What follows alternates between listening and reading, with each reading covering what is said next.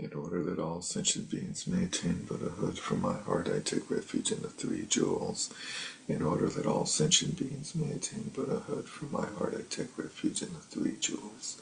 In order that all sentient beings may attain Buddhahood, from my heart I take refuge in the three jewels. Whatever the virtues of the many fields of knowledge, all are steps on the path of omniscience. May these arise in the clear mirror of intellect. O Manjushri, please accomplish this.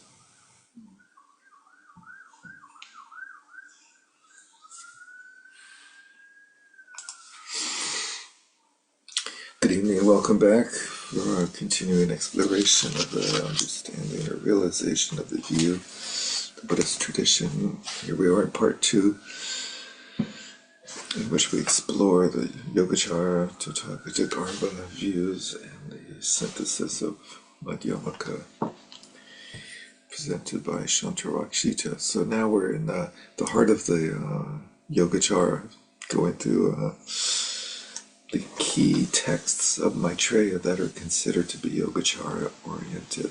Maitreya has 5 dharmas, 5 texts, and we went through them briefly in prior classes. And of those, one of them, the Ornament of Realization, is considered to be like a pure Madhyamaka text. And then 3 of them are considered to be, well, 2 of them are considered to be pure Yogacara, the ones that we look at today, the distinguishing the center from the fringe, the middle from extremes, and distinguishing dharmas from their true nature. And later we'll look at the texts, the 5th dharma known as the Uttara Tantra in some traditions, the peerless continuum or ultimate continuum, also called the Ratna Gotra Vibhaga, the distinguishing of the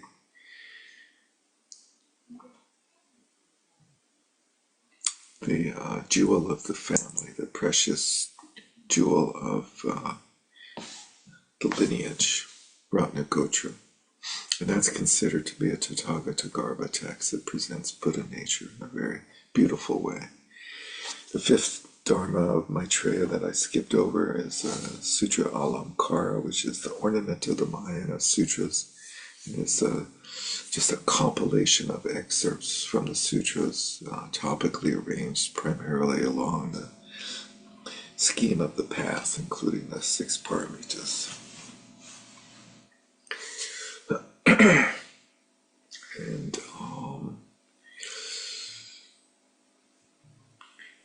we've heard the story of Asanga and Maitreya, but Chris, do you want to give us a little recap of that story? Surely. So the story of these Maitreya texts can't be told without a little bit about Asanga.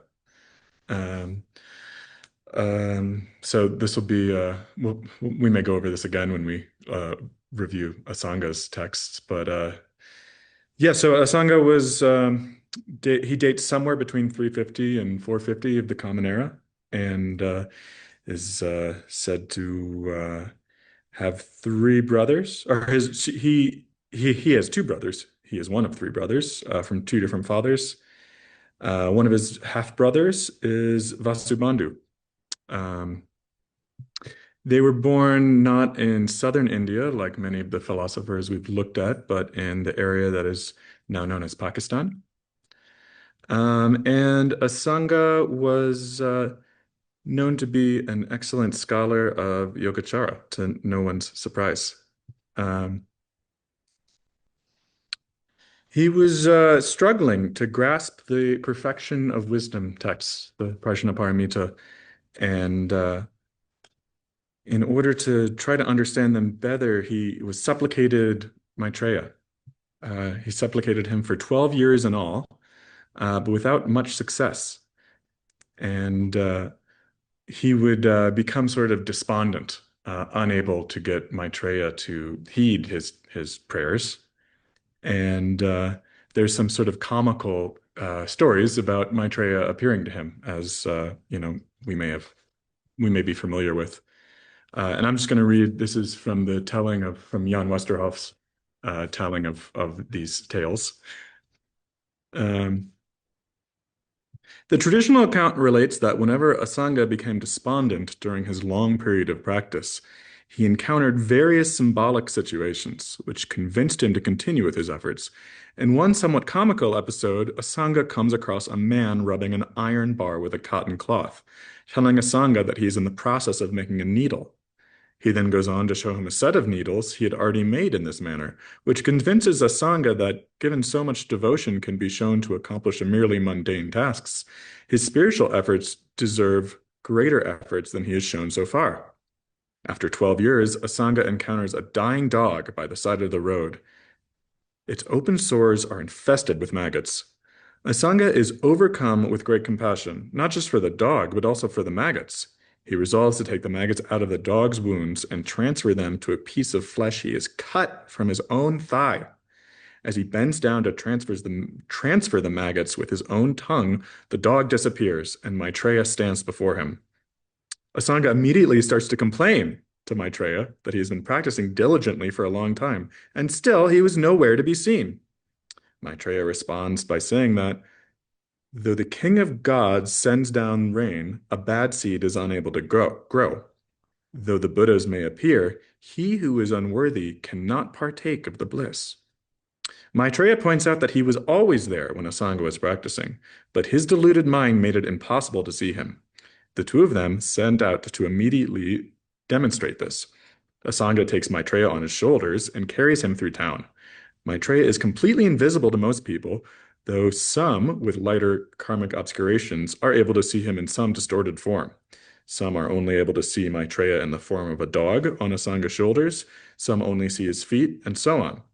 Maitreya then tells Asanga to hold on to the corner of his robe, and together they ascend to Tusita heaven, Maitreya's own celestial realm.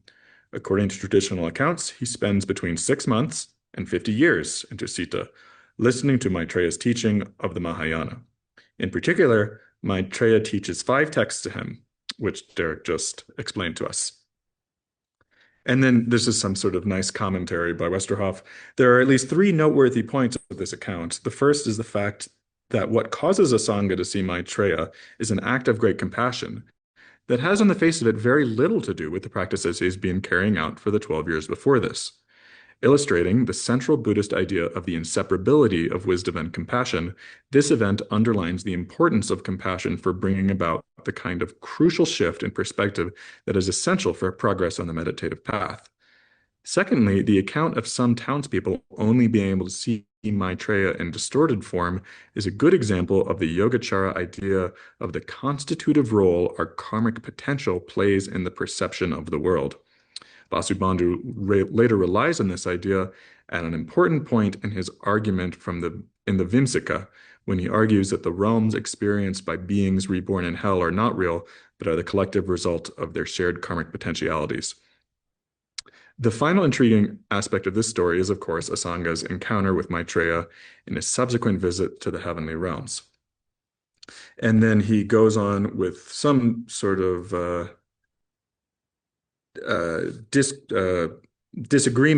various disagreements about whether or not Maitreya is a real person, whether Maitreya is Asanga writing under a pen name, whether Maitreya was a human teacher of Asanga, or whether Maitreya is, in fact, the celestial bodhisattva as presented to us by the tradition. Perhaps we can leave the questions of the historical nature of this figure aside and get into the works themselves.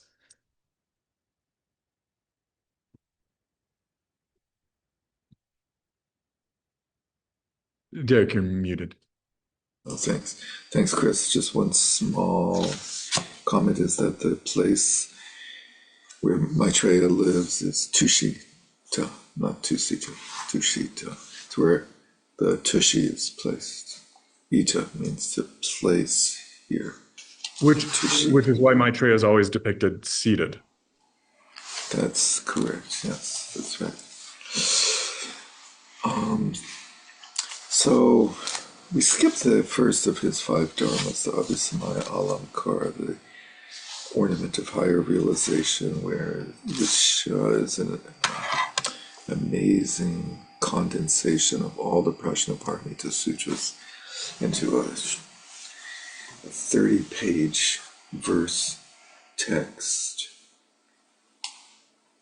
But it's considered to be Madhyamaka, which struck me just now upon saying it, that maybe it'd be interesting to see how he presents Madhyamaka. So maybe we'll take a visit into that later on, towards the end of this segment.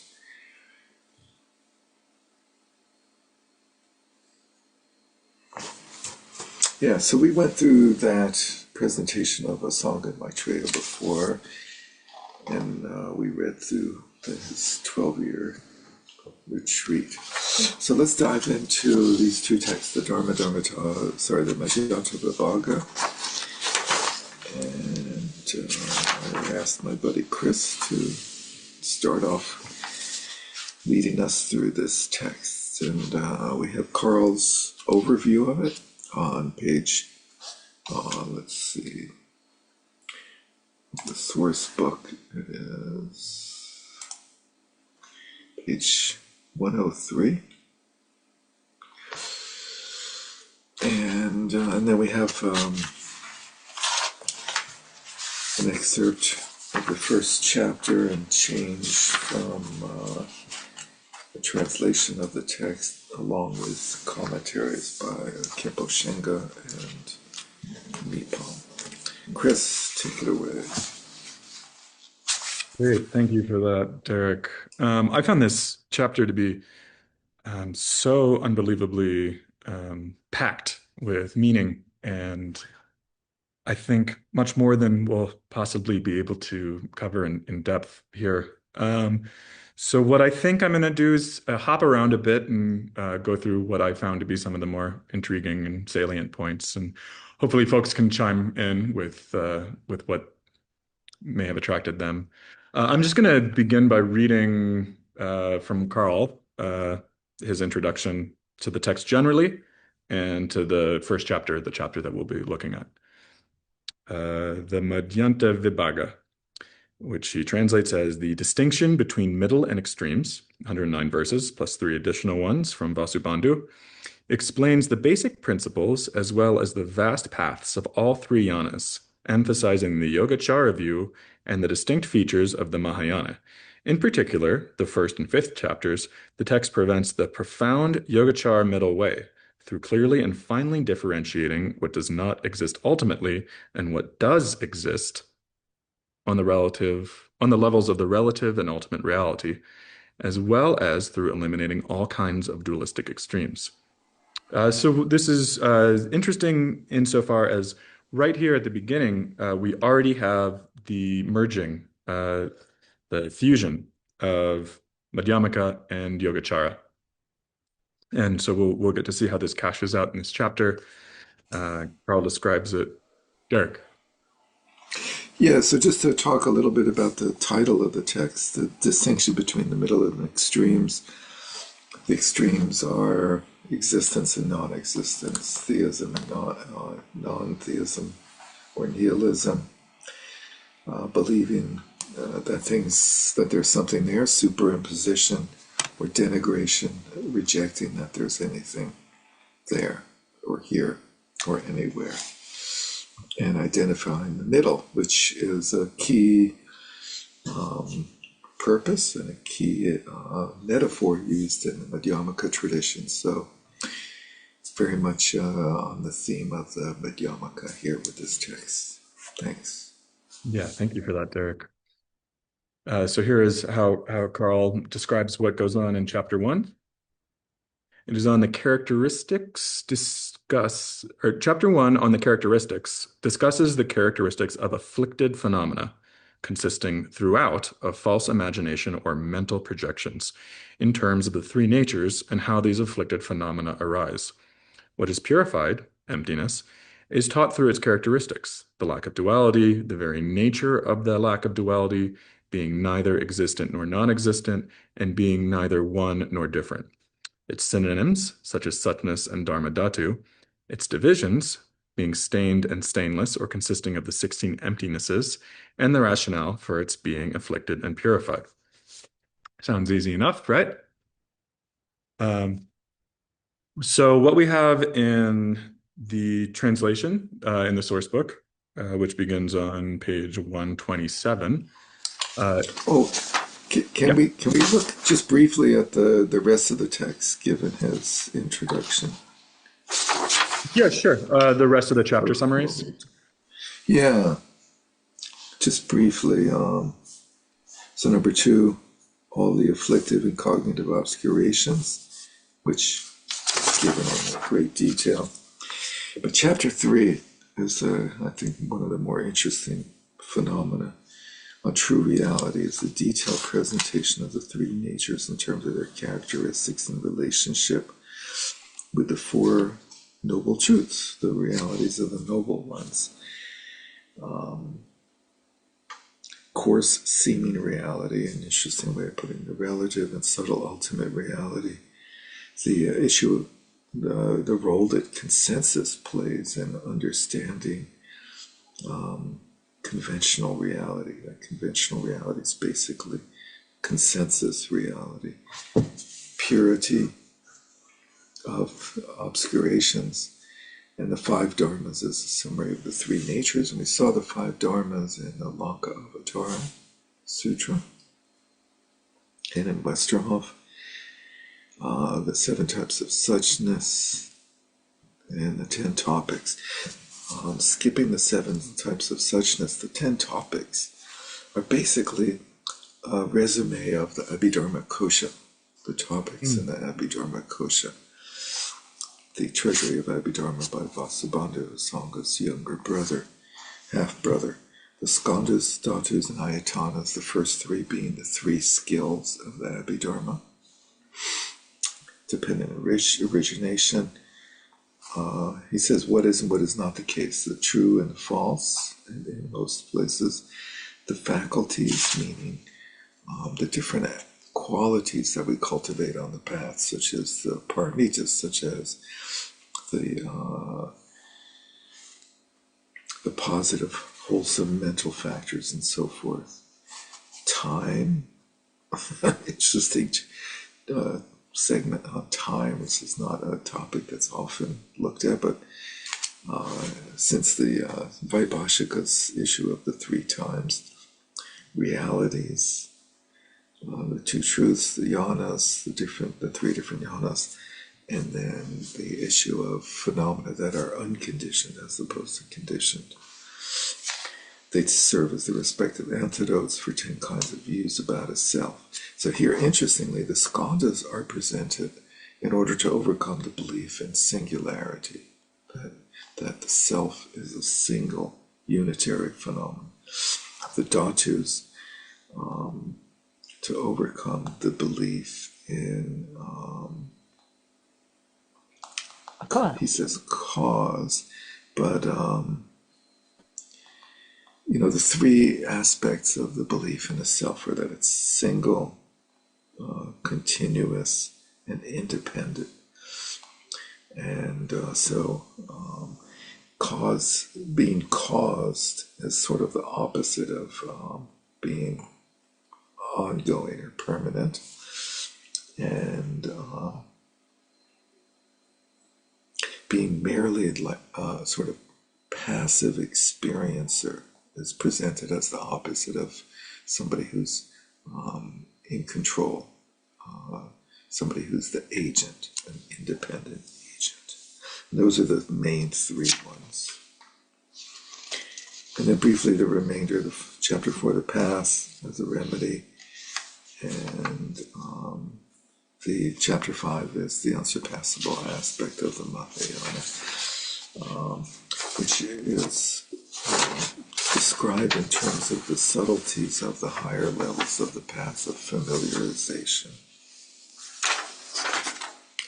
60, so that's brings us to the end. So thanks, Chris. Let's dive into chapter one. Thanks. Great. Thank you so much for that, Derek. So we have this sort of an interesting text in that we have sort of three texts in one. The root text, Maitreya's text, we have in these sort of indented, bold paragraphs, and then below that, and this is just what I think. Derek, correct me if I'm wrong. Below that, we have Mipam's commentary, in which those are spelled out. That root text is spelled out a little more. And then below that, in these fuller, longer paragraphs, is Kempo Shenga's commentary. Is So that those two are switched. So Kempo Shenga's is very brief commentary, just below the root text. So like on page, well, let's see, it's 22 of the root text. Where is it on the source book? this begins on page 127 of the source book? Okay, so 123, 24. Well, there's 124 is the summary of the treatise. So I gave a few extra pages just in case you wanted to see like what was the lead in, but in this one we have just a list of the topics of the treatise, and so this is the root text here, the characteristics, obscurations, and then below that the treatise opens by presenting, and that's Kempo Shenga, and then Mipam chimes in the entire meaning of the text, and so forth. Right. Thanks. Cool. Thanks for clarifying that. I actually found this like very readable for Mipam, which is why I thought it was a more modern Yeah, novel. that's cool. Yeah, we did a course on this years ago. Went through it. It's great. Great. Yeah. Yeah, fantastic text. So yeah, anyway, let's dive in. So we open this chapter on the characteristics of thorough affliction, the way things are. On the first topic, the treatise states, the false imagination exists. That felt already at the beginning extremely provocative. You know, we open by saying that something exists.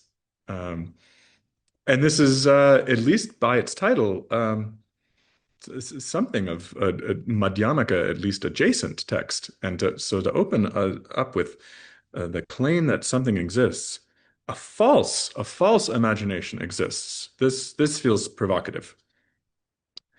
The false imagination exists, and the two do not exist.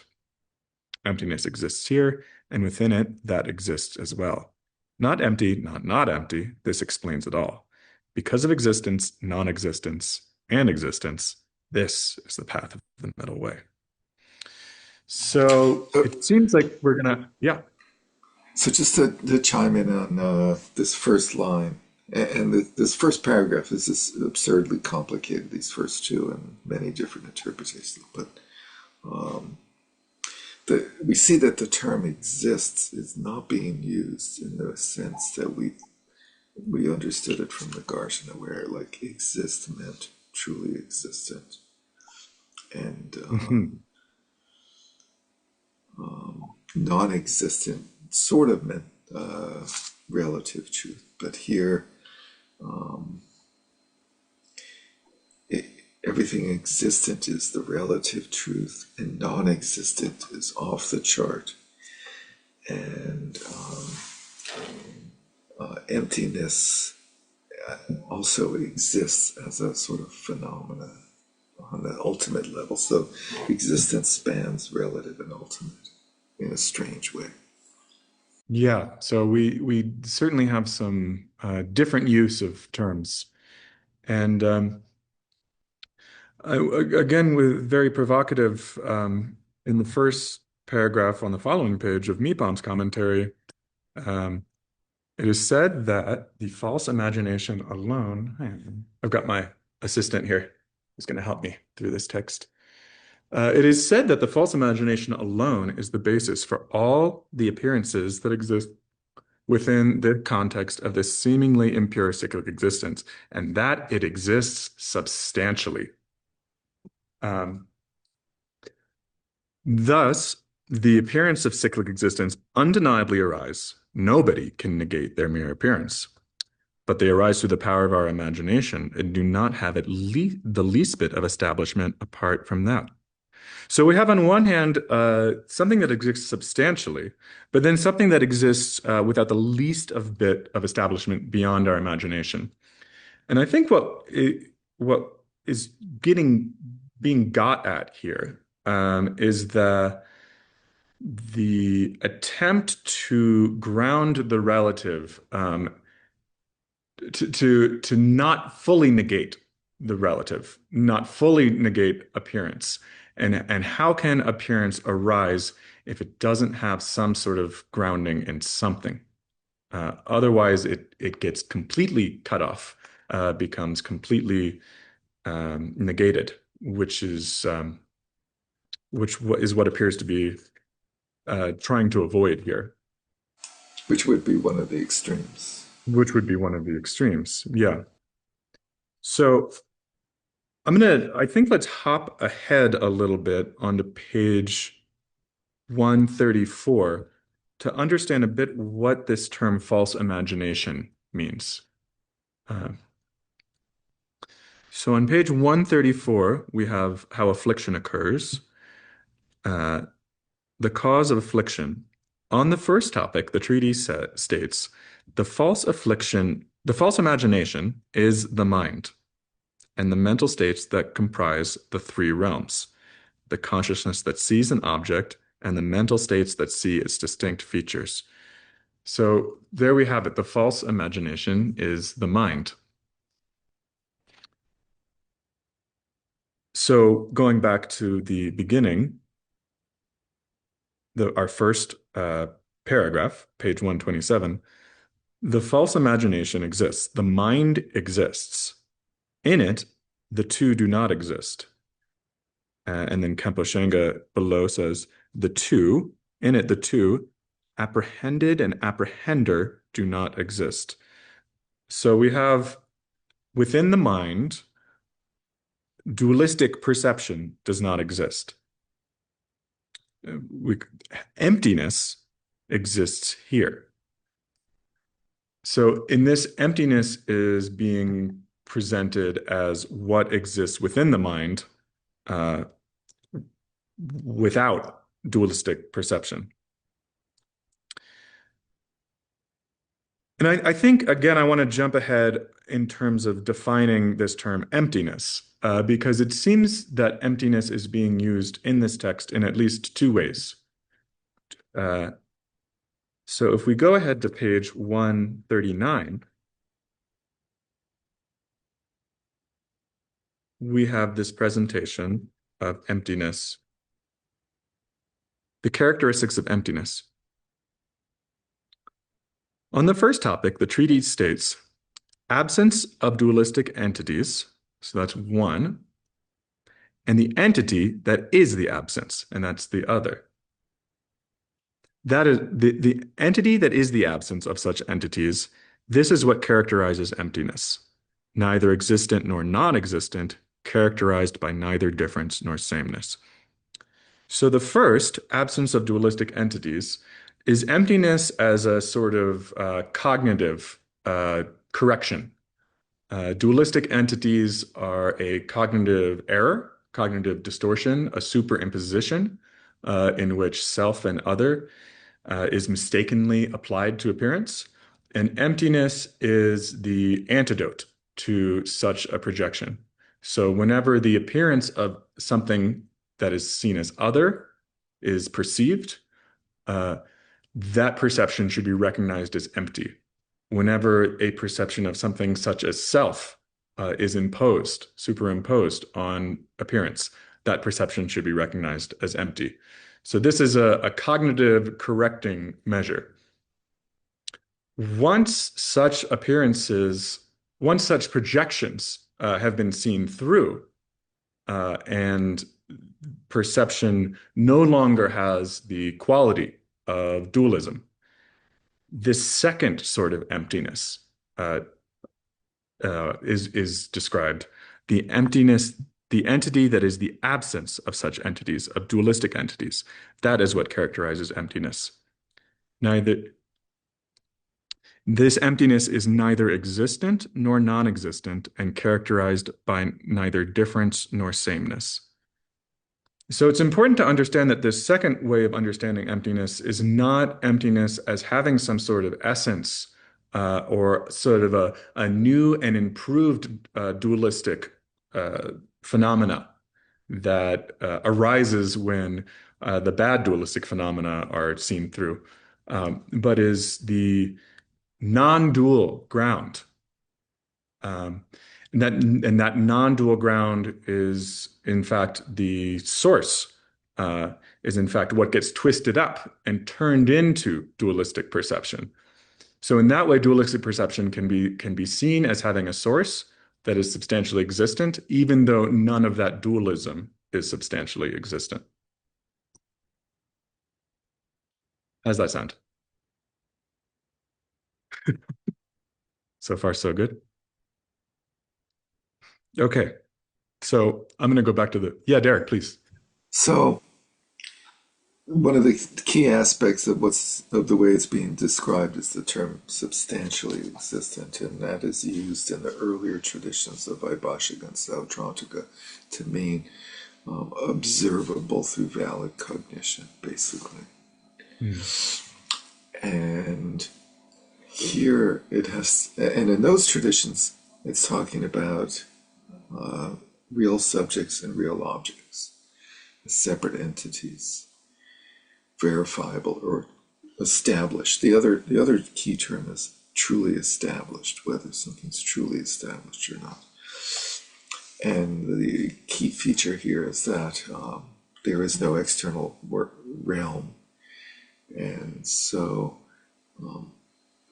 all of these things are sort of internally occurring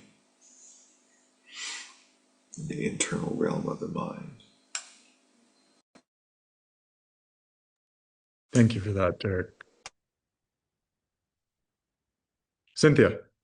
I just want to clarify. The last thing that you said was that that would, were you saying that basically that the source of the what gets turned into dualistic perceptions, that source is emptiness? Is that what you were saying? That is how I understand the scheme being presented here. Yeah,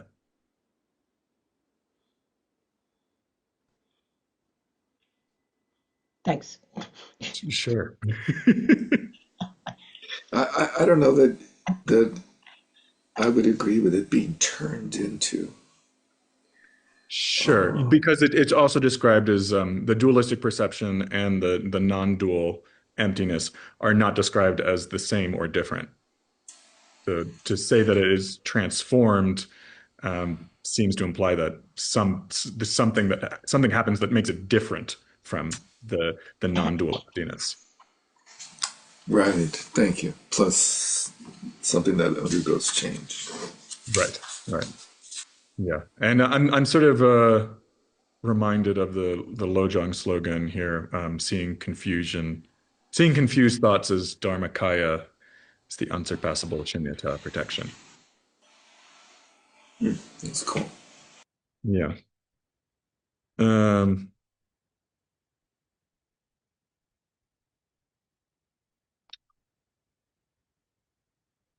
so There's let's move on. Yeah. there's an interesting line in Meepomp's second paragraph on that page, the characteristics of emptiness. The third sentence, he says, if it were the case that the emptiness of duality did not exist, the duality of apprehended and apprehender would become existent, as a double negation is an affirmation. That's sort of a key aspect of his position, which would be wonderful to debate from a Madhyamaka Nagarjuna point of view.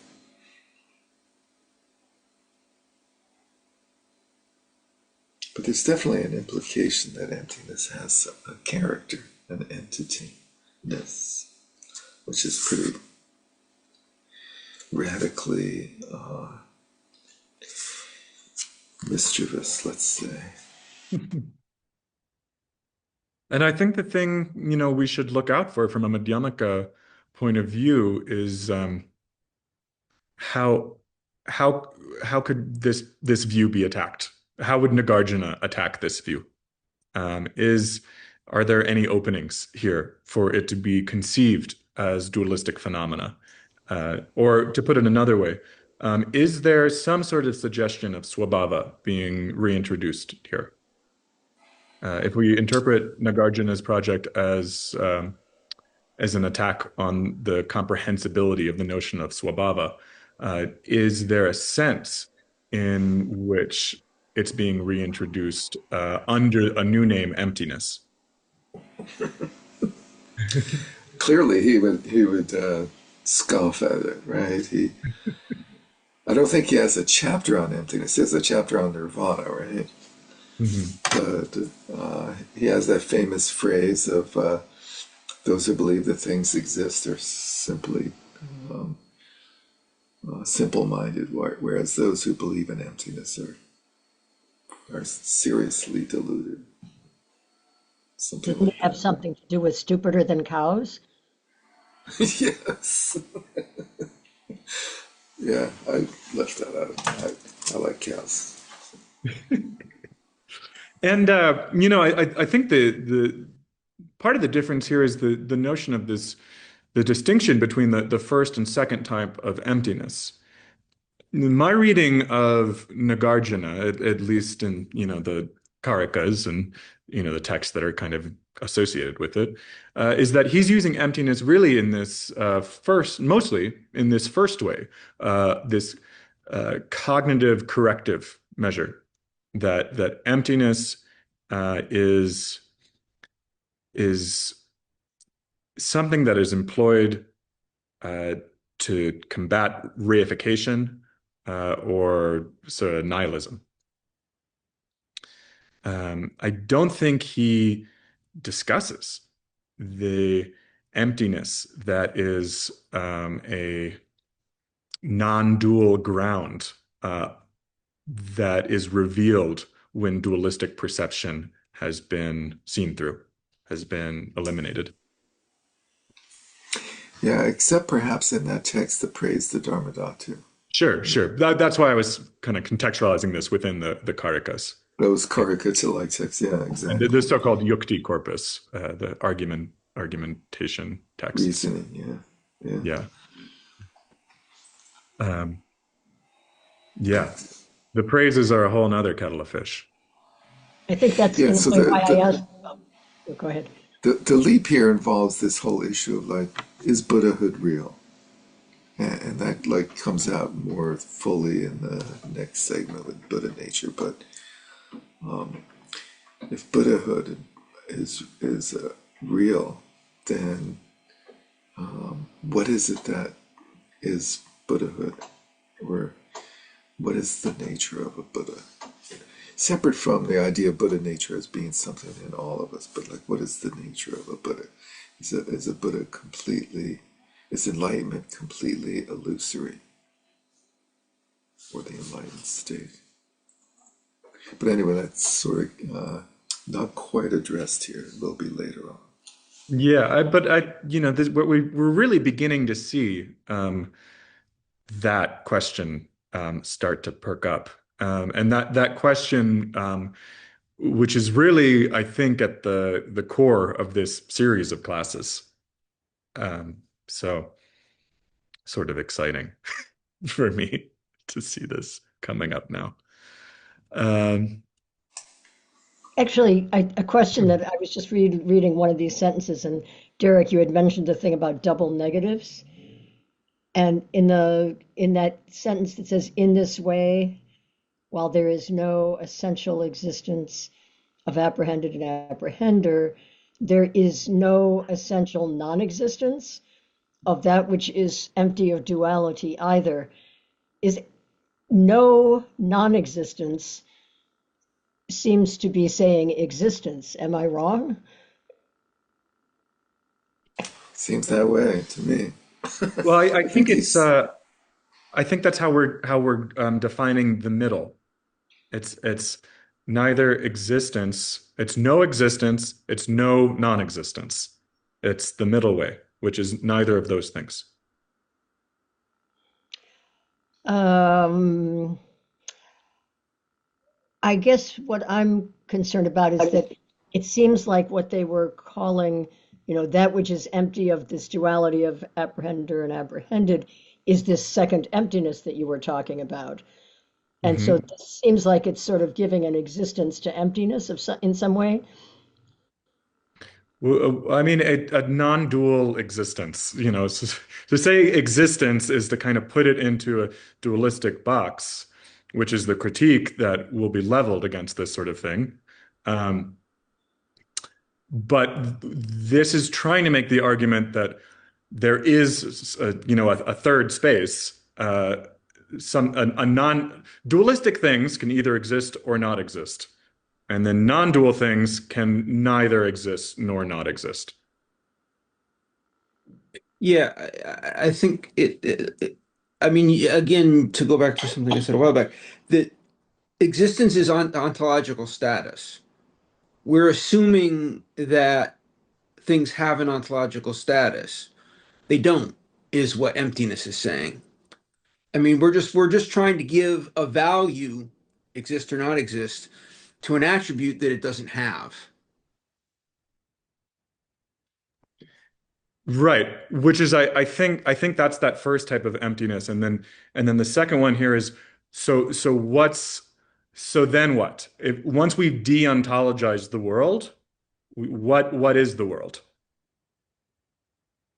It isn't any, I mean, it's nothing you could talk about.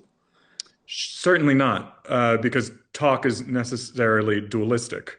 Right. Um, but can we kind of in a roundabout way hint at, finger pointing at the moon, at a non-dual thing that the world is? I don't think so. You don't think so? I mean, it's just bare experience. Any pointing is stepping back and pointing at.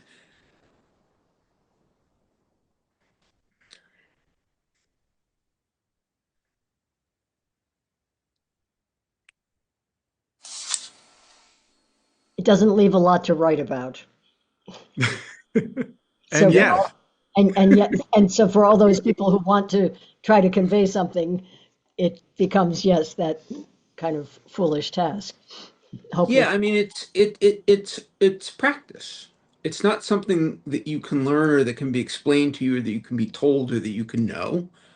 You practice. Derek, you've got a mischievous grin. no, because this is exactly the kind of reactions that we should have to this material. And I'm not even a great Madhyamakan, but to me, it does seem to there do seem to be some slightly blatant, yeah, concerns. It, it, Morgan is much I better mean, than I am. it's so overt. I can't but help think that Asanga was totally aware that he was like breaking all the rules, right? He was not a stupid guy, and his the other text of Maitreya Abhisamaya Alankara, he proves that he knew Madhyamaka. So he's definitely trying to irk us Madhyamaka types that are like, no, it's final, it's ultimate. You can't say anything about it. You can't. There is no way of construing it, or not even it. Construance. To be But honest, let's I'm not even looking at it really. I'm not that great of a Madhyamaka. I tend to be more Yogacara friendly, but nevertheless, yeah, I will admit, Yogacara fiddle. I admit. Um, but Oh, it's over the top. It's over the top. thank you. Totally. These first two, uh, this first chapter. Yeah, go I for found it. Go. myself thinking I have to go back and reread after I was reading all of this stuff. I found myself thinking, oh gosh, I got to go back and read the Karkas again, and a few other texts that we've read before as well. Hmm. I mean, I think a thing to keep in mind is that gut reaction of, okay, you've taken away everything. What does that leave? Is the ignorance that is the cause of suffering. That impulse that okay, yeah, okay, so I can't talk about it all, but then what? And there is no then what.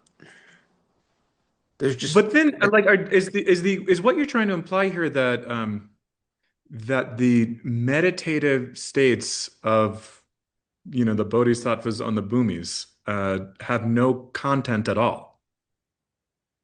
oh no, What do no, you no, mean no, by there's content? bare experience. Hmm. It's pure non-dual experience, and any attempt to do anything but be in that non-dual experience is going to become dualistic and is going to go awry. So by the time you say like a single word about it, you've already lost the plot. Bef by the time you've had the idea to say a word, I mean, yeah, I mean, absolutely. Hmm. Cool. I have to say, Any, I really appreciate having like such a hardcore Madhyamakan in the class. Yeah. Uh, which I'm personally very sympathetic to, but seemingly have to come to the defense of the Yogacharans. Yeah, I think it's, we're all like Madhyamakas, it's quite clear. It's been the most forcefully presented philosophical school in the West for many, many years. And look at the number of texts and commentaries that have been published in there. Just like heavy bias towards Madhyamaka. So it's pretty radical to read this stuff by Asanga where he's so overtly ontologically supportive of like some of emptiness having like some existence, to put it bluntly. But in the next page of that, after the character in the same section, synonyms of emptiness, suchness. What does suchness mean? What does that do to you? All throughout the Prajnaparamita text, the Buddha uses this term suchness. Ta ta ta. Why Hmm. doesn't he? Why does he use that term? Isn't that wrong from a Nagarjuna Madhyamaka point of view to say suchness? What is he pointing to with suchness? Morgan, how do you understand that? The use of the term suchness by the Buddha in the I mean, context I of pure think it's Madhyamaka. just, I think it's an expedient or like a skillful mean or something to keep people from falling into nihilism. It's because like as Chris just asked, you think on the boomies they have no experience. Well, no, that's not what Nagarjuna, I take Nagarjuna to be saying. So but the thing is, how do you say there's not nothing without saying there's something? That's the thing, and any way you approach that is going to end up being wrong in one direction or another. So it depends on the situation you're in and what you're trying to help people. I mean, it's a completely relative context. It's conventional. It's which way are you trying to steer people away from whatever it is that's going to lead them off some cliff, I guess. Does that make any sense? Uh, to some extent, I think you're saying that the use of the term suchness by the Buddha, and presumably the use of the term emptiness by the Buddha in the Prajnaparamita Sutras, are expedient, skillful means. And you seem to be implying that the presentation of Nagarjuna is more than an expedient, is somehow more than a skillful means. And I find that hard to believe. Yeah, well, only because I'm only saying or only taking that position because he's not presenting anything. He's saying everything you present doesn't work. That's all he's saying. He's not presenting anything himself.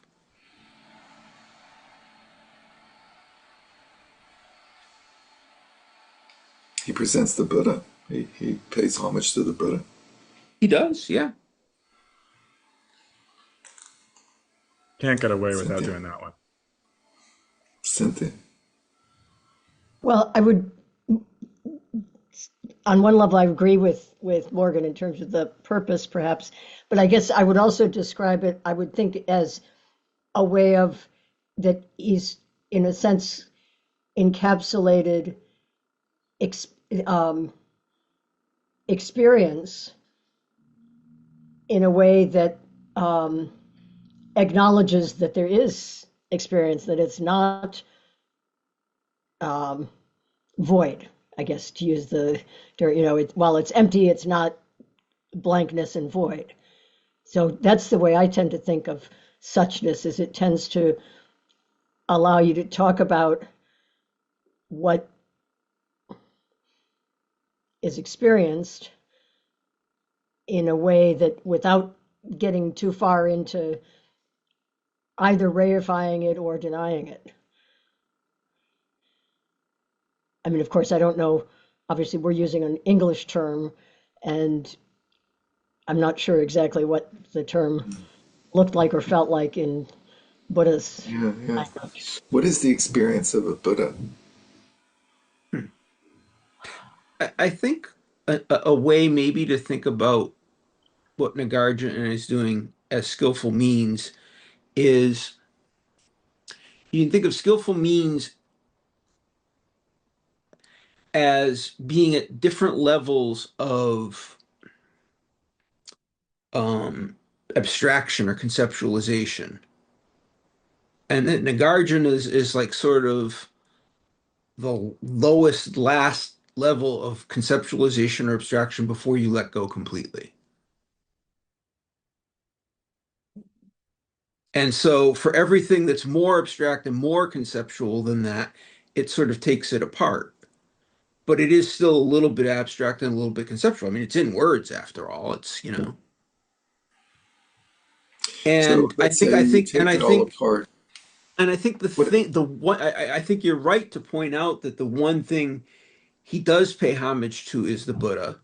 Because without the Buddha, none of this happens. The Buddha figured this out and tried to figure out ways to have other people have the experience, whatever it is that he had. And um and if you don't even have that, then there'd be nothing, it would be irrelevant to all of us.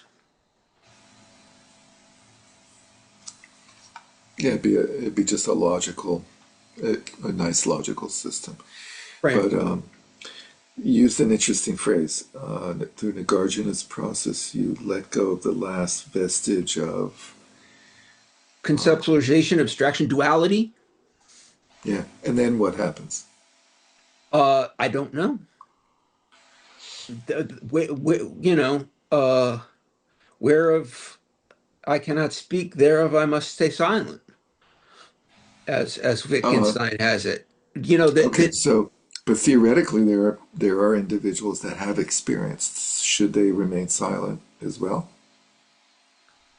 well, so or that can they was tell us? Can they tell us about their experience? well, no, I don't think so. I think what they can do is help us to have that experience. And what if they think that presenting a skillful means that's different than Nagarjuna is a helpful way to do that? So, I mean, Especially given that Nagarjuna already did his act. yeah, I And they mean, sort of go in tandem. It's like yeah, I Act mean, One and Act Two. because skillful means is always going to be relative to the situation the person is in. So, there are different levels of abstraction and conceptuality people are at. And if you want to sort of work them down, you can't just say, okay, this is the bottom jump. But what you're saying is that this presentation is a coarser, more conceptual, more provisional presentation than that which was presented by Nagarjuna. Yes, I am saying that. I also think that it's internally inconsistent, but it would be because it's conceptual and abstract and dualistic. Mhm. But I think, their notion that I still come back to, we talked about this a little bit last week, and I just haven't had a chance to really go into it, but I still come back to their notion of trying to divide um what are the three natures, trying to divide dependent nature from imaginary nature. I think on their own terms they can't do that, but that's another discussion that goes on for a long time. Hmm. Well, I think certainly by Nagarjuna, anytime you try to draw a distinction between anything and anything else, you're running into trouble. It's not going to work. Right. Yeah. So Right. No, yeah, I but then think so there's then I think there's there's a there's the Madhyamaka question. argument against I think there's a Madhyamaka argument against doing that, but I think even in Yogacaran terms, it doesn't work. Because you can't make a distinction between something that's imaginary and something that's dependently existent without reference to something outside the mind. You can't actually do that. Even if you're talking about like, consensus reality, for instance, that depends on other minds outside of your mind. You can't There's no way to draw that distinction in Yogacara terms. Not necessarily. I could make a consensus with a number of AI. I could live in a world where there's only AIs, and I can refer to the consensus that they have. There's no other minds in this circumstance. But Uh, but the AIs are not your mind. well, I only have my perception of them, so it Right. it may, So may but it may so mean that you I'm forming a perception between the part of consensus between the part of my mind I define as self and the part of my mind I define as other. But I think the notion of consensus can still be coherent within that. but it could be an illusion and you wouldn't know. I mean, another way to look at it is without reference to anything outside of your mind, there's no difference between a unicorn and a horse. The only reason one is existent and the other isn't is because there is and can be an external horse that you can get on and ride, and there isn't for a unicorn. Well, I can. There's nothing inside your mind that will keep those separate. That was the Other basis other of than the. that, my mind has never perceived riding a unicorn and will never perceive riding a unicorn. Right? Okay, but maybe you've never seen a horse before either. I mean, that's not Maybe not, and maybe for a person who lives in a horseless world, horses and unicorns occupy the same sort of right, but strata of the imagined. living in a horseless world is to refer to something external to mind. I don't necessarily see it that way, insofar as a mind occupying a horseless world is simply a mind that has never perceived of a horse. Right, but if it's never Did you perceived say a horse, perceived or conceived? yeah, it would be conceived because perceived is external. Thank you. This gets back to one of my pet Yeah. peeves, that we use the terminology as if we're, And that same mind could then go ahead and conceive a unicorn, and the only way that we know that that's not true is because externally there's no unicorn.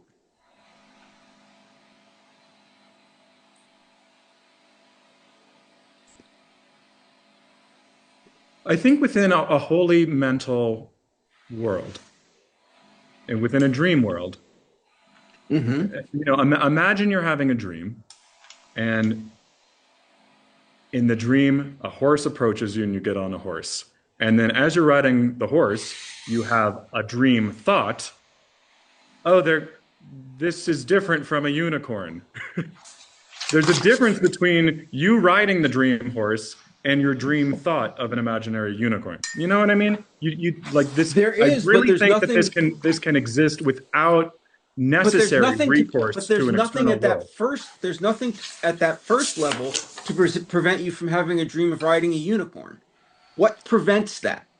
The only thing that prevents that is the fact that unicorns don't exist, and that's external. and even that doesn't prevent a dream of that happening. Right. If you have another way to look at this is if you have the internal perception of both a unicorn and a horse, and you say that to someone, they'll say one is real and one isn't. But the only way that you can know that within yourself, within your own mind, is by reference to something external.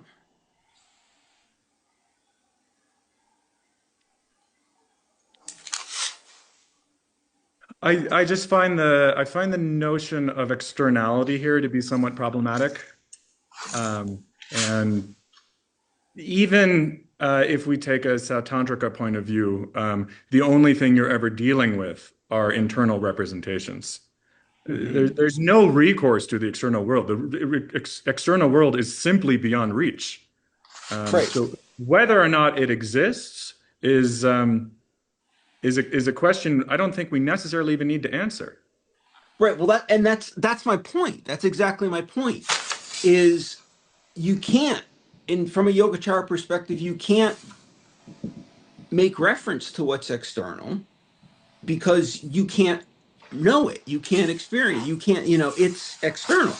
But isn't And that and the whole and that point and of the that's not to say Yogacara that's not to project say. is So the Yogacara project doesn't say that necessarily depends on the sect within it. Doesn't say that the external world doesn't exist. It says we just don't know. And if we just don't know, how do we establish that unicorns don't exist and horses do? I mean, perhaps a Yogacara answer would be that there are karmic seeds in the Alaya Vijnana for horses that there aren't for unicorns. But then why are we, But that you're now naming a thing that exists or doesn't exist. and clearly there are seeds that have some reference to unicorns in our life, for some reason it does exist in our minds, even if we conceive of it as not being true in reality, so-called reality. Right, So, because like yeah, I'm saying unicorn over and over again here. Everybody here has a picture of what a unicorn is, and they're consistent. But no one has an internal representation of riding a unicorn. Sure, they just don't. It's just made up. But I've never, if you've never ridden on a horse before, you can imagine riding a horse. yeah, right. Yeah, I must admit that I don't think I think it's hard to find a difference there. Can I shift the subject just briefly? We could Please. go on, Please. but I wanted to go back to Derek. You had asked the question about, in terms of the then what happens, and for those who have had some experience in the whatever it is beyond non-dual world, should they say something? So I guess what I was wondering is, well, did the Buddha? I mean, using the Buddha as an example, did he talk about that experience?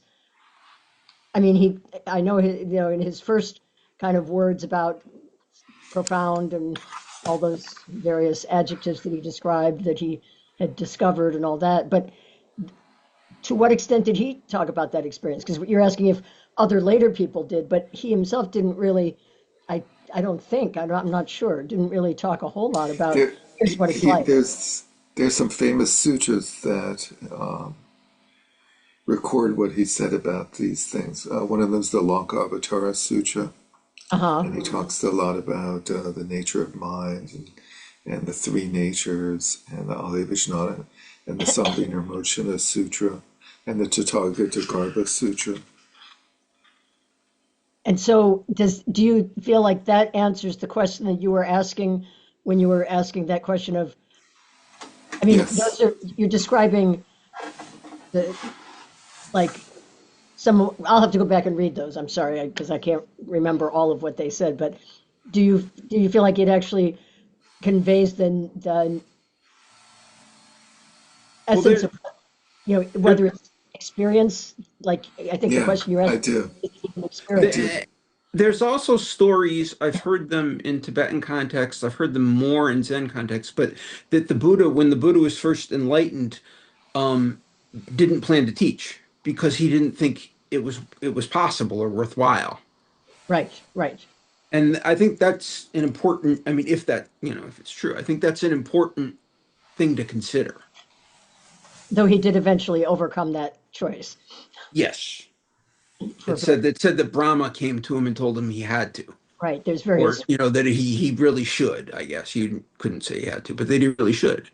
And you could think of that as that being the time in which he reflects on, okay, what do I do rather than just explaining it to people? Well, I give them a recipe. I don't describe the cake to them. I give them a recipe. And And interestingly, he went on to Trungpa describe Rinpoche, it at length in many sutras. right, I guess Yes, that's true. it's interesting because Trungpa kind of took a similar approach that he started a lot of his books saying, we don't hang out the carrot of enlightenment as the way to start, right? Yeah, He and really that's how the made Buddha started. a lot of emphasis His on that. first turning was very, very different than his second and third turning. But it sort of comes back to that as you consider the turnings as progressive or regressive, the second and third, or the third in particular. So let's shift to our other text, the Dharma Dharmata Vibhanga. We have Carl's little introduction, page 109. And so there's a bit of flipping around. I put all the Carl stuff together in one place rather than interspersing it through the classes. And we'll have to come back to this as well later on when we go through Buddha nature texts and his overview of the Ratna Gosha Vibhaga. Dharma Dharmata Vibhanga discusses the difference between samsaric confusion and the liberating power, non-conceptual wisdom, the heart essence of all the profound sutras. So this becomes the focus shifts very much to non-conceptual wisdom as being the key to transformation, the key to the path, the key to sort of resolving is and is not in all of its ramifications. It thus enables us to discriminate ignorance and its manifestations from wisdom as the motor of the path to liberation. The introductory section first provides the distinction and defining characteristics of phenomena, sort of the relative and then the ultimate, the nature of phenomena, very concisely. And we see that in our text. So let's see, that's on page 142.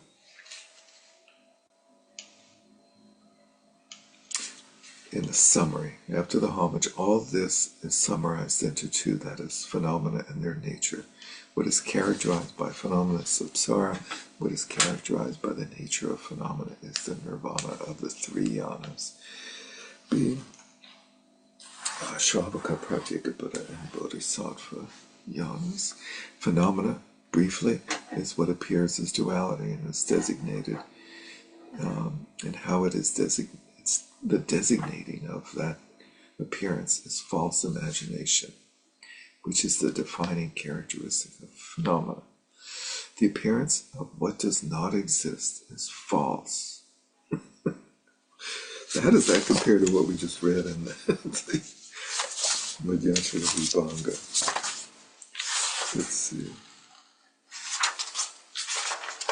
The false imagination exists. So it's like switching the word order around. Does that feel better?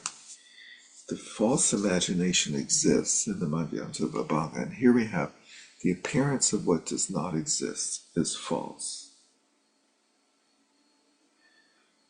The appearance of what does not exist is the false imagination. So here we have a different way of looking at false imagination as non-existent. Is he being contradictory? This author, being without reference in all respects, imagination is mere conception. The intrinsic nature of phenomena, the defining characteristic of the nature, the true nature of phenomena is suchness, which lacks any distinction between apprehender and apprehended, or between objects of designation and what designates them. By the way, why don't they just say subject and object? Why do they use this fancy term of apprehender and apprehended?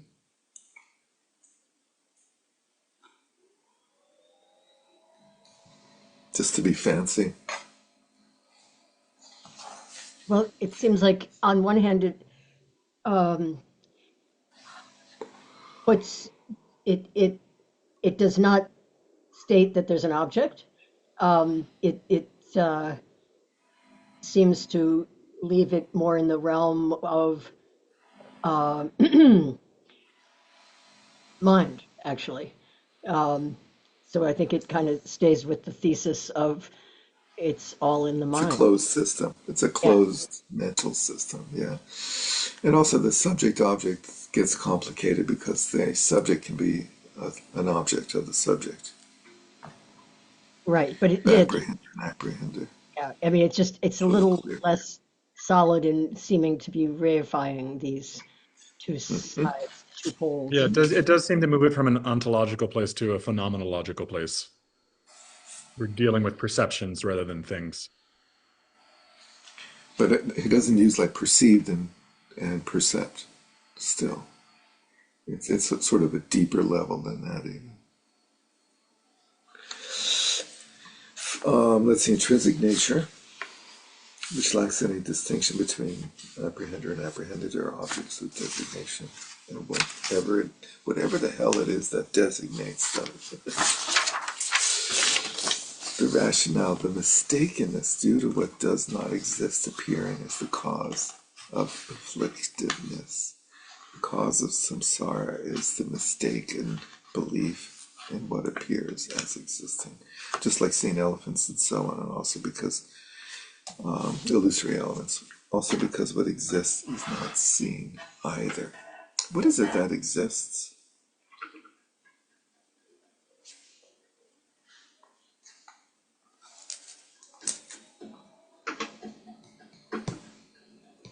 Nothing. Thank you. Suchness. Right? But are they saying though that the mind exists? No. Suchness. Which is an interesting distinction. Switching to suchness as opposed to the mind is, I think, a rather significant step away from So suchness is nothing. mind only. Suchness is nothing. Suchness is emptiness. I thought you were implying emptiness by saying nothing. So you were using nothing as there is no thing that truly exists, as opposed to seeing nothingness. Well, aren't we supposed to be careful about turning emptiness into a thing? I feel like that's Yeah, what keeps so tripping us up as we keep talking about it like it's a right, thing. right. So the implication becomes that to talk about it at all, to give it any name, is giving it a thingness. And that's not necessarily a logical conclusion, a convincing logical argument that to give it a name necessarily makes it into a thing. So the Buddha said, in the earliest sutras, there is an unconditioned. I've experienced the unconditioned. He doesn't use the term suchness, but a very similar term. Let's see, so going back to Carl's little summary of this, whatever that is.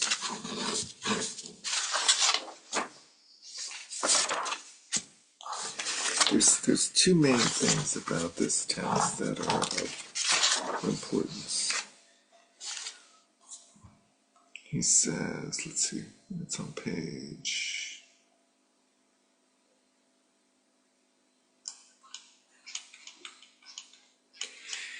110.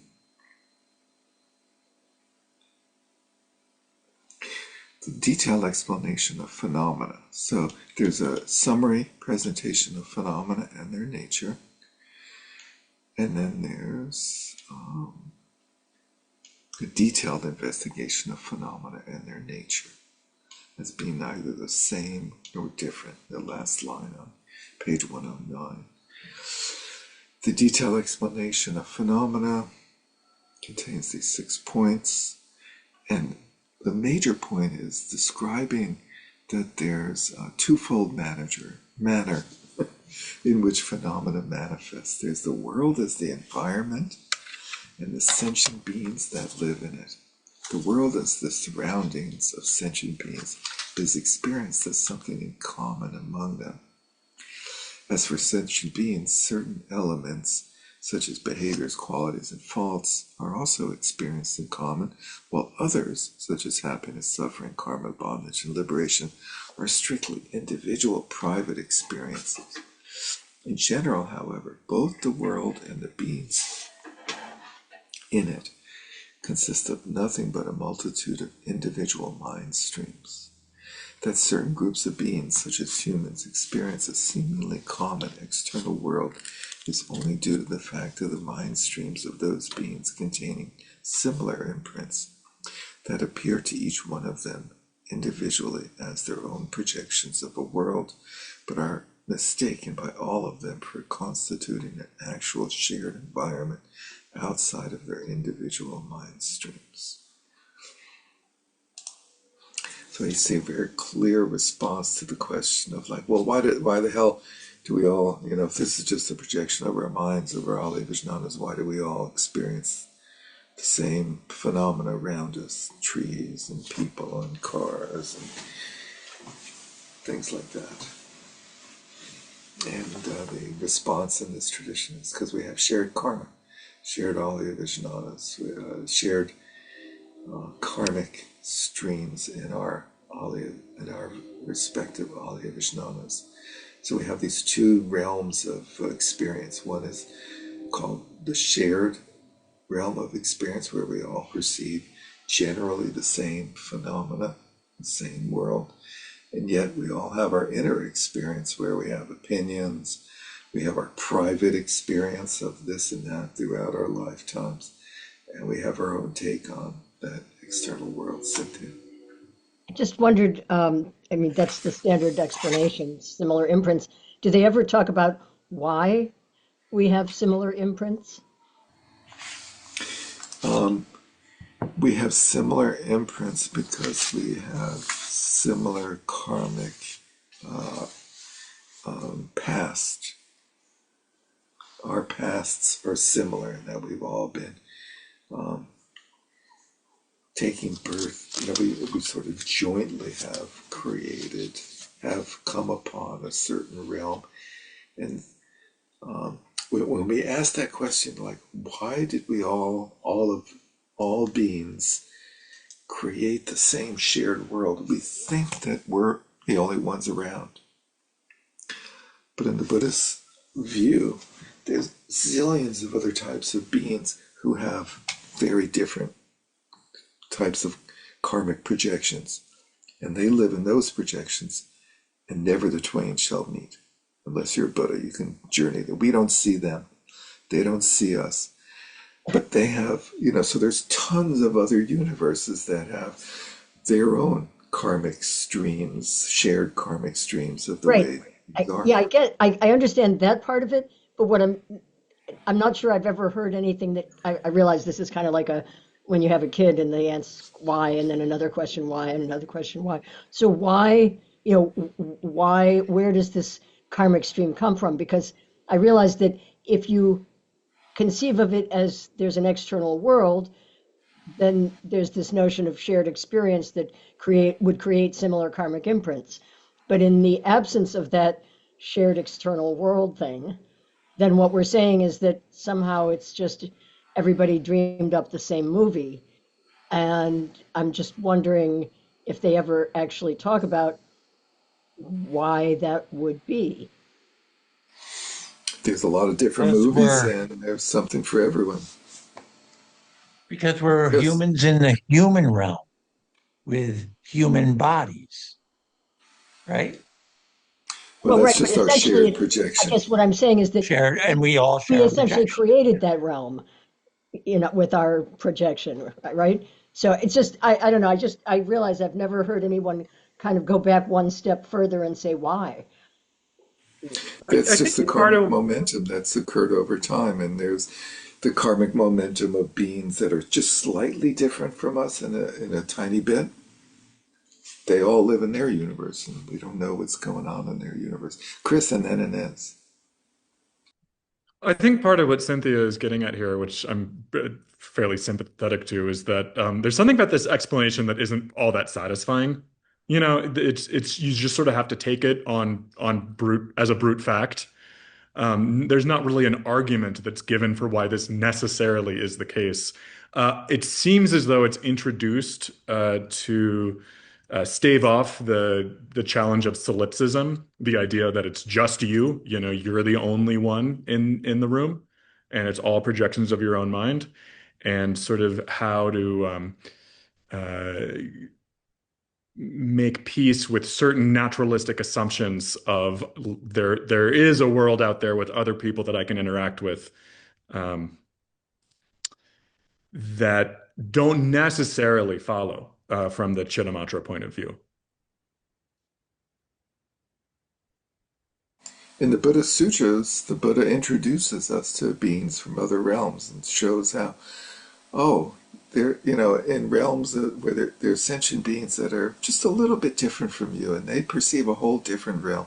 And it's just the workings of karma that things develop, and they take all possible avenues. And there's infinite number of beings, and we tend to think there's a lot of us, but there's way more of them. And that's Yeah, I'm thinking about it from the skanda of seeing and pointing, you could point with your eyes. I used to teach art, and you have a model in the middle of the class, and everybody has a different view of the model, and everyone's making a totally different drawing, right, or painting. And I assume it's sort of like that.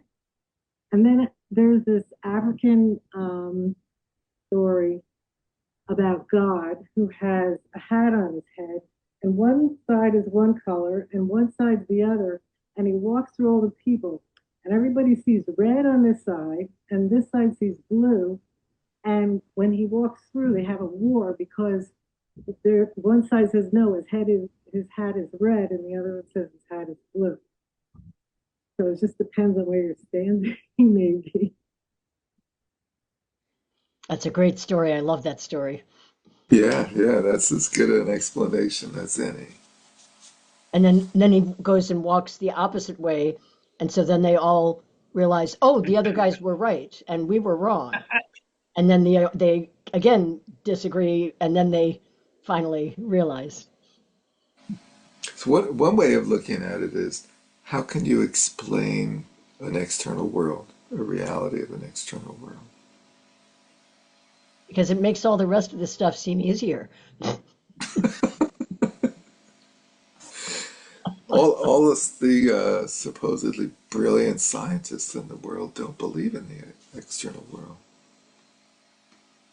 I just like see left and right people sending me articles about physicists saying there is no reality. It's all there is consciousness. They can't be right. It's just they're afraid of emptiness, and so therefore they're relying on awareness. Anyway, the second main topic in this text is the path. On the next page, the 111, the detailed explanation of the nature of phenomena, which makes up the bulk of the text, 70%, has 6 points. Defining characteristic we saw before, the matrix of phenomena is like this weird way of configuring the Buddhist teachings as being like, as sort of having the same level of non-reality as all phenomena.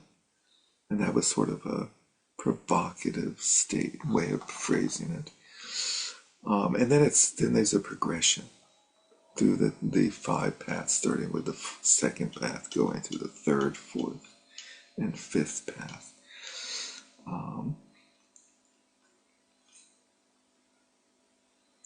The last of these 6 points is the fundamental change, which is laid out in detail a lot of different topics, and the main aspect of the transformation is the development of non-conceptual wisdom.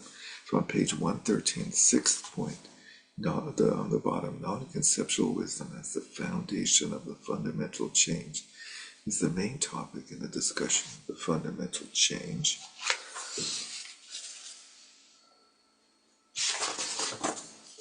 Sorry, what page again? It's 113 of the source book. And let's see, he says, as the heart of the Dharma Dharmatava, this non-conceptual wisdom is explained in 6 points, starting with its focal objects, the Mahayana teachings. So cultivating non-conceptual wisdom through understanding the Mahayana. 2, relinquishment of characteristics, abandoning the 4 progressively more subtle conceptions about obscurations, antidotes, suchness as the result, and the process of realizing the result. So, relinquishing the idea that these exist in any way.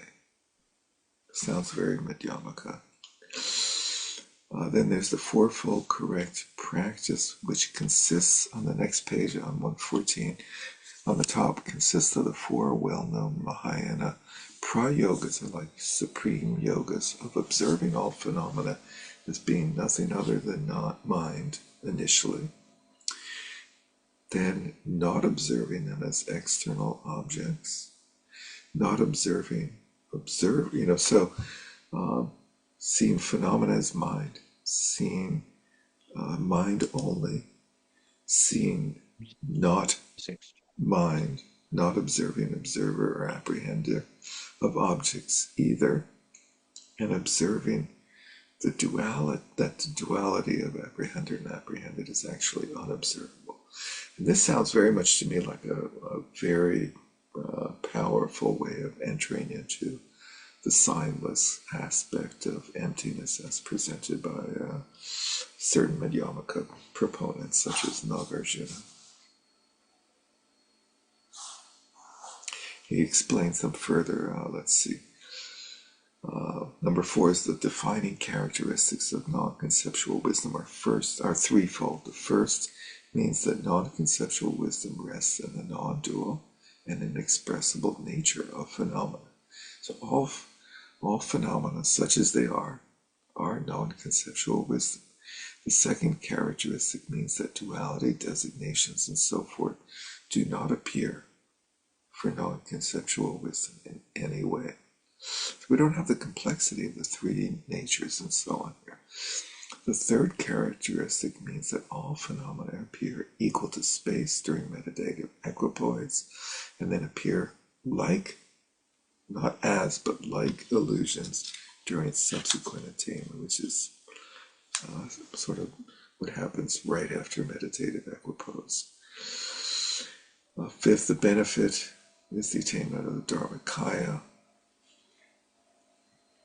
And 6th is the thorough knowledge of non-conceptual wisdom, which is the knowledge of it being the ultimate remedy. It remedies the 5-fold clinging to what is non-existent, clinging to phenomena, persons, change, any difference between phenomena and their nature, and denying even the imputed existence of phenomena and persons. And that's on page 115.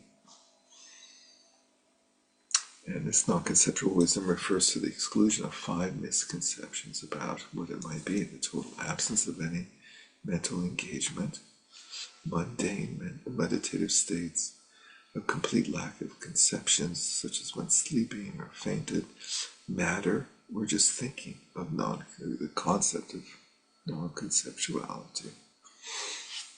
And then the knowledge of its features, its 5 features as being non-conceptual, not limited, realizing all specific and general characteristics of knowable phenomena, not abiding in samsara nirvana, remaining even in nirvana without any remainder of the skandhas, and being unsurpassable.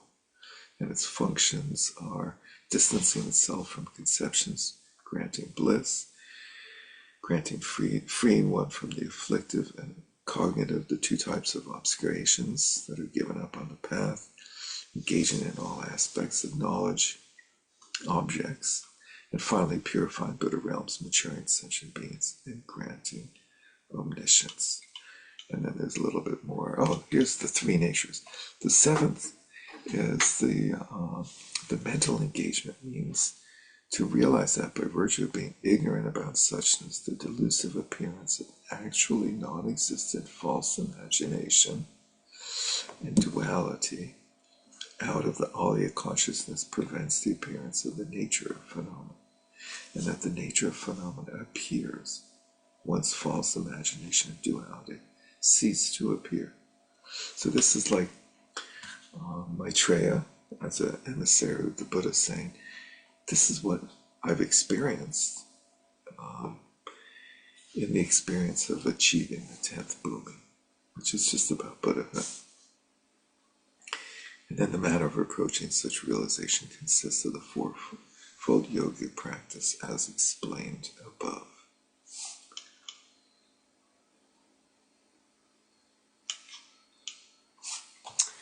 So, this seems to be a significantly more highly refined presentation of the sort of beingness of enlightenment, of Buddhahood, of the experience of suchness than the Madhyanta Vibhaga. Interestingly, focusing purely on non-conceptual, well, not purely, but almost exclusively on non-conceptual wisdom and the ultimate transcendence of all possible categorizations and conceptualizations. And it's an interesting contrast to the Madhyanta Vibhaga, which like delves into all these difficult topics in such a very confusing way. So any thoughts on this?